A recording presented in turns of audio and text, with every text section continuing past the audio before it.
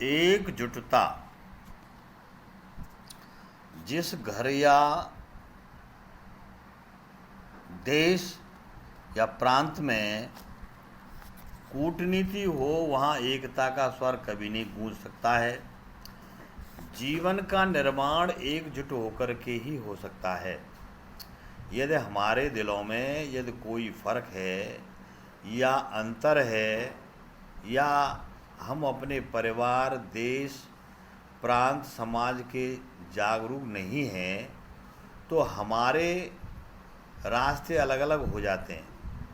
हमारी सोच विपरीत दिशा में चलती है। इसमें हमारे आत्मविश्वास एवं सहयोग की भावना की कमी होती है। हम अपना एक उद्देश्य नहीं मानते हैं और न बना पाते हैं।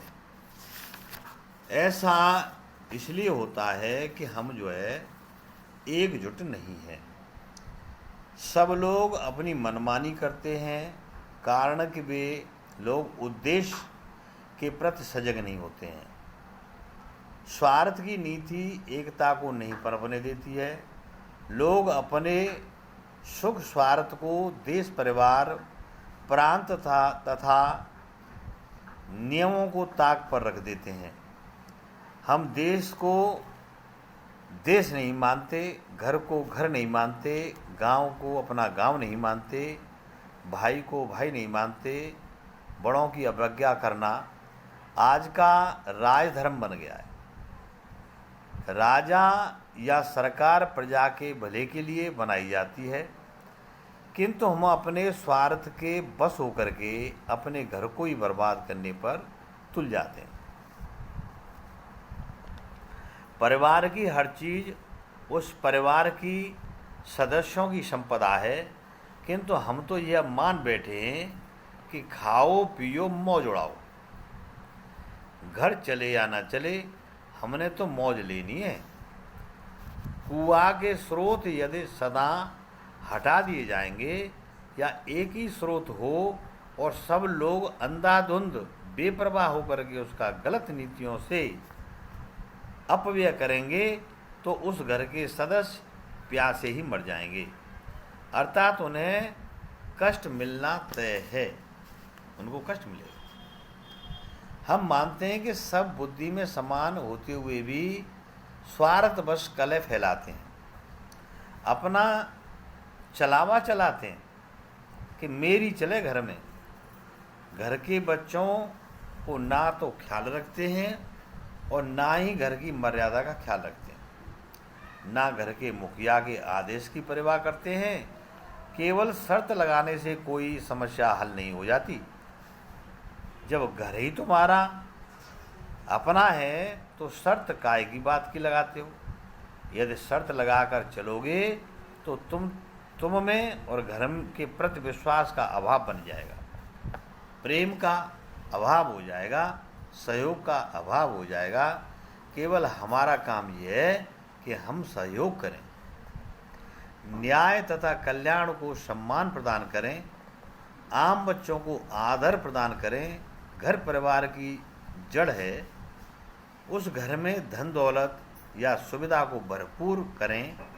घर में नहीं दाने और बुढ़िया चली बुझाने। इसका मतलब साफ है कि वहाँ पर मोर वहाँ पर होता है, शोर वहाँ पर होता है जहाँ असुविधा होती है। जहाँ एक मन नहीं होते, सत्ता पक्ष के लोग यदि बेवकूफ़ हैं तो उस देश या घर पर संकट के बादल छा जाते हैं।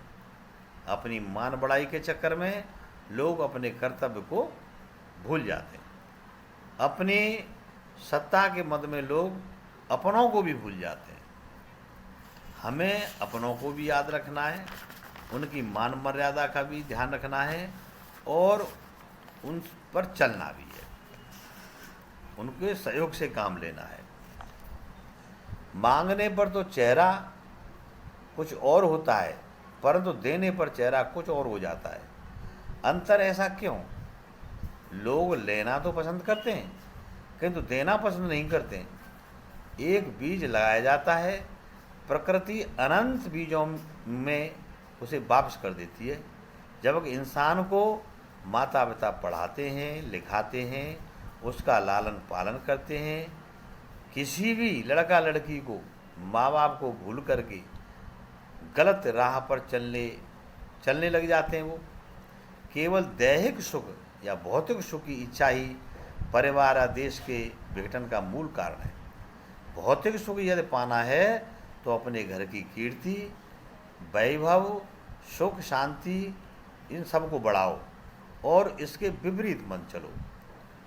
अच्छा सहयोग करो, अच्छे अपने घर में धन बढ़ाओ, दौलत बढ़ाओ, प्यार बढ़ाओ, इज्जत बढ़ाओ, अच्छे लोगों को अच्छी उचित शिक्षा दो, अच्छा ज्ञान उपलब्ध कराओ। ये जो है एकता के लक्षण है। सभी का सम्मान करें, चाहे छोटा हो बड़ा हो, यथा योग्य सबका सम्मान करते हुए अच्छे नागरिकों का निर्माण हो। नमस्कार।